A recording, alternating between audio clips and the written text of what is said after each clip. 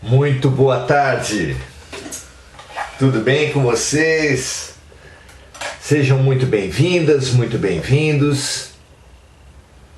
O nosso cantinho, uma roda em volta da fogueira. Conta-se que Jesus, ao final do dia, costumava fazer isso com os discípulos. Fazer uma fogueira, já que a noite era fria na Palestina. Reunia a comunidade dos discípulos, não apenas os 12, mas também a comunidade daqueles que se agregavam por algum tempo, dos outros que vinham como curiosidade, das mulheres, e ali ele conversava sobre o dia, conversava sobre a vida, dava lições, como sempre, inesquecíveis, colocava o seu amor em palavras.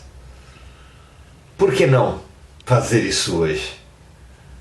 Porque não temos Jesus. Mas por que não temos Jesus?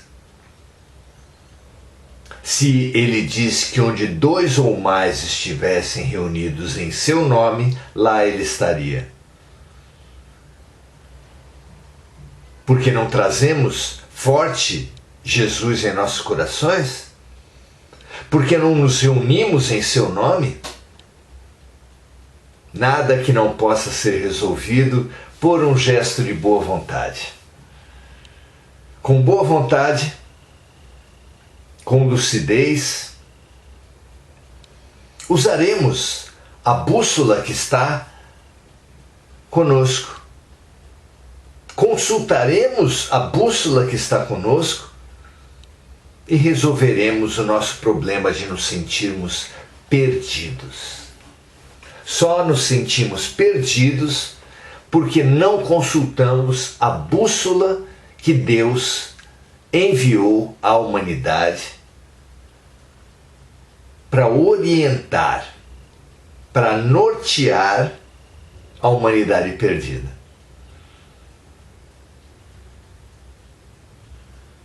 Chega de desorientação, não é? Vamos consultar a bússola Jesus Cristo?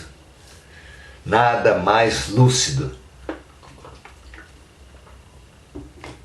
para esse nosso momento do que ter um guia, ter um norte, ter uma luz como um farol na noite tempestuosa e sem estrelas, para bem dirigir nossos barcos, não é? Muito bem. O nosso intuito aqui, nunca é demais repetir,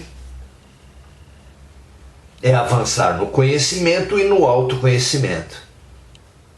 E completando a tríade que é básica da nossa evolução, praticar o bem que nós conseguirmos perceber. Conhecimento, autoconhecimento e prática do bem são as 3 tarefas pilares, basilares da nossa evolução.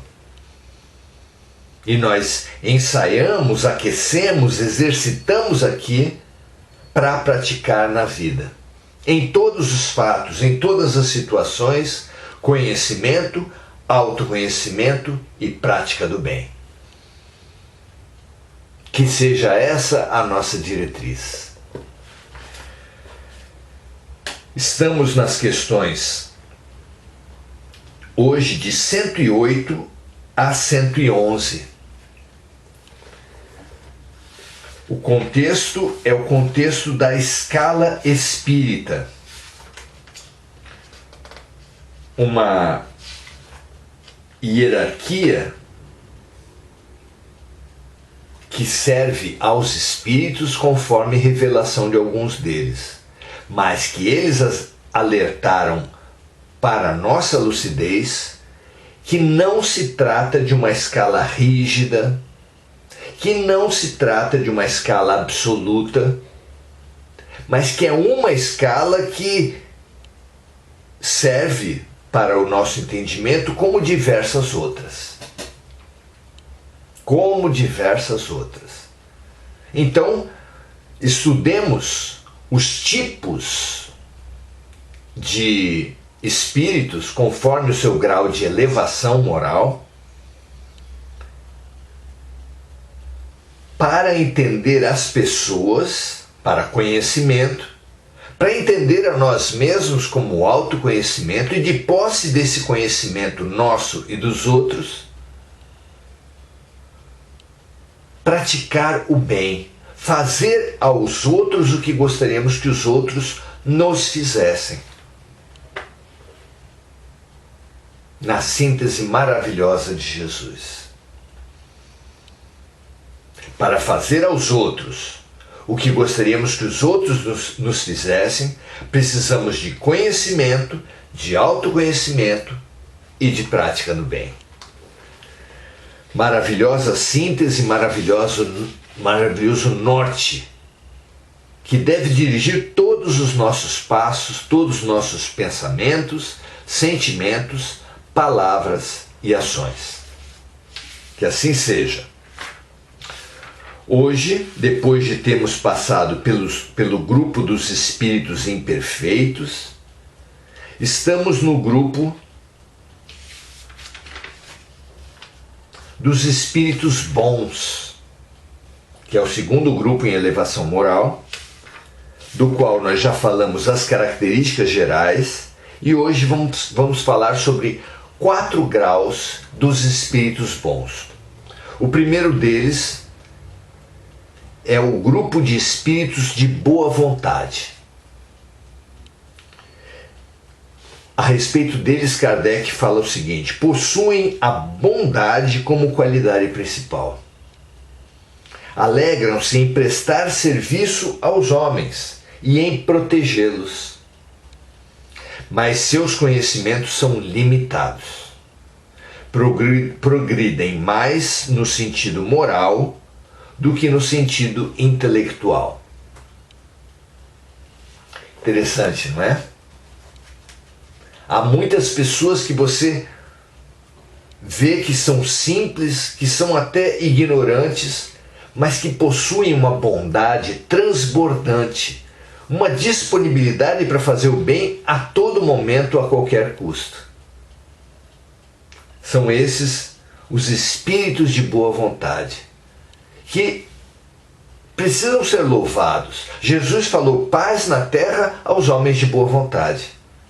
Não é pouco se deixar dirigir pela vontade de ser útil, pela vontade de servir. Ao contrário, todos nós precisamos perceber, descobrir, nos orientar pela alegria de sermos úteis. A alegria de ser útil, ela é muito forte, ela é muito intensa, ela deve servir de bússola realmente para as nossas vidas. É realizador, é planificador, é feliz ser útil. Descubramos essa alegria, essa felicidade de ser útil e deixemos-nos dirigir por essa alegria. Que assim seja. O outro subgrupo é o subgrupo dos espíritos científicos. E assim os caracteriza Allan Kardec.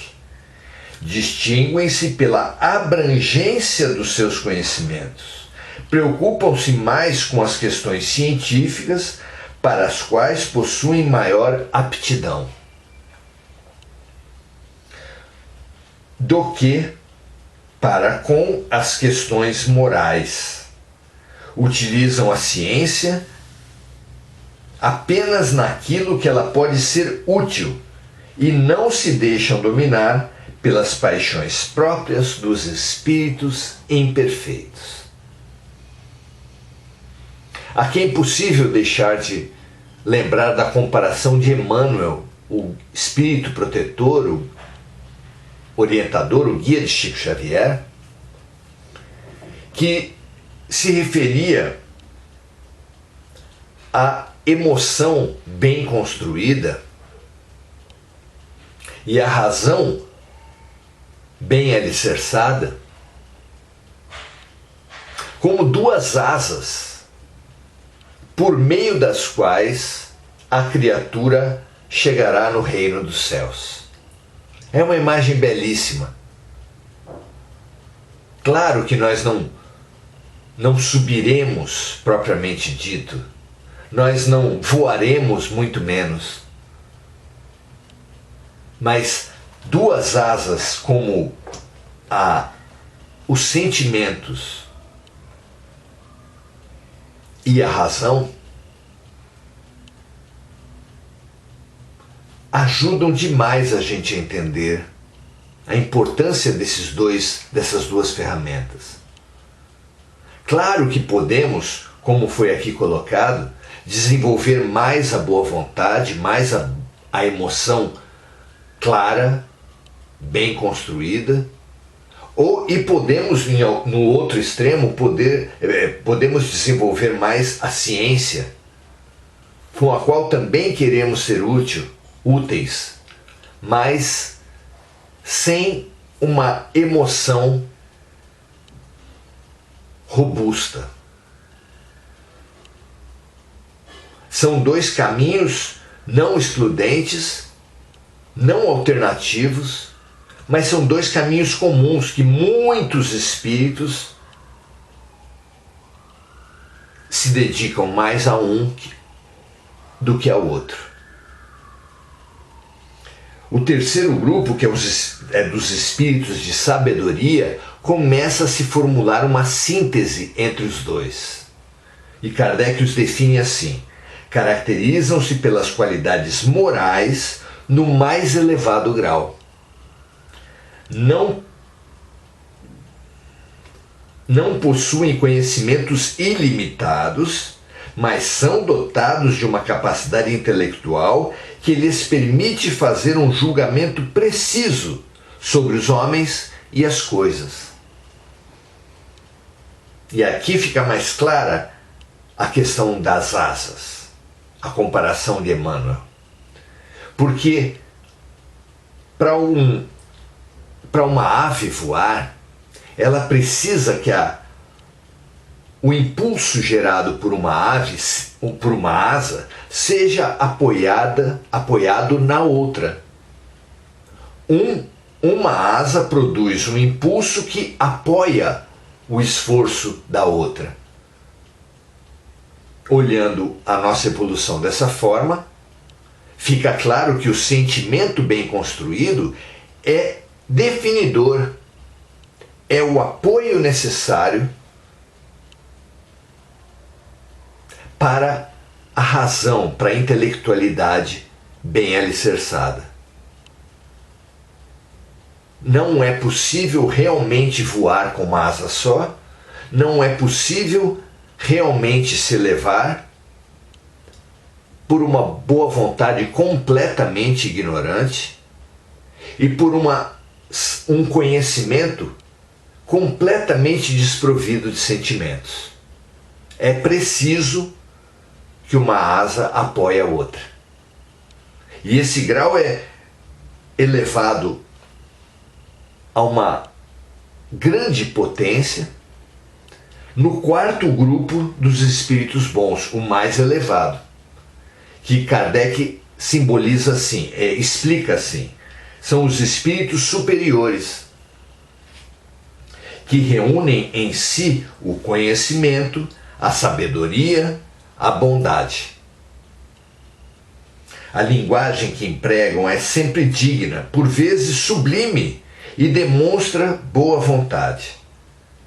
Devido à sua superioridade, estão mais aptos que os outros espíritos a nos dar noções exatas sobre as coisas do mundo espiritual, dentro dos limites do que é permitido ao homem conhecer.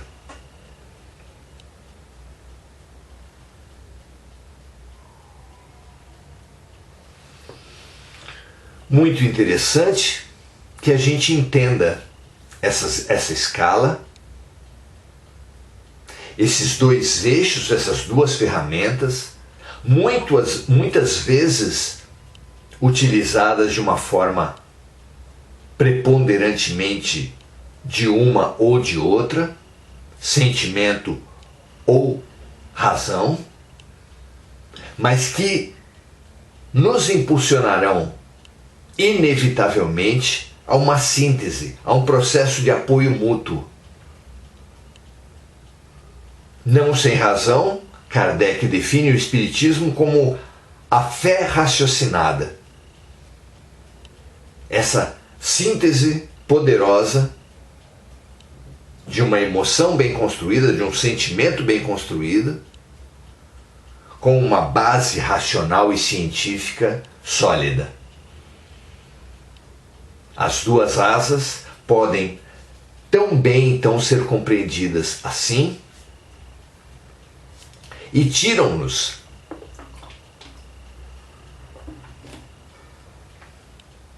de qualquer competição que existe nesses campos humanos. Pessoas boas, de boa vontade, muitas vezes são atacadas como simplórias por espíritos mais intelectualizados. Espíritos racionais e com uma boa dose de conhecimento, muitas vezes são vistos como frios por pessoas com sentimentos aflorados. Não seja assim conosco. Ao contrário, aprendamos, nós que formos mais intelectuais, a ativarmos nossos sentimentos.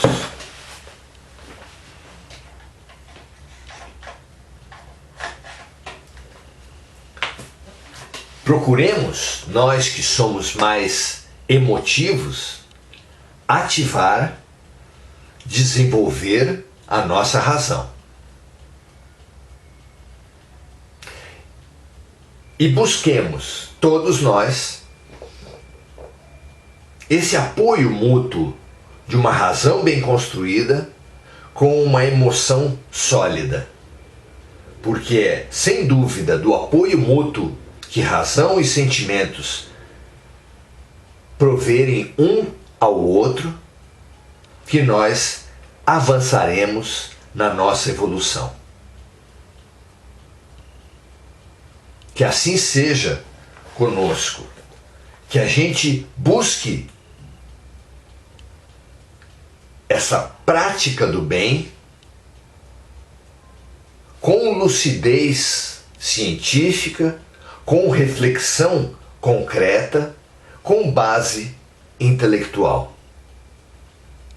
De maneira nenhuma são modelos ou tipos que se opõem.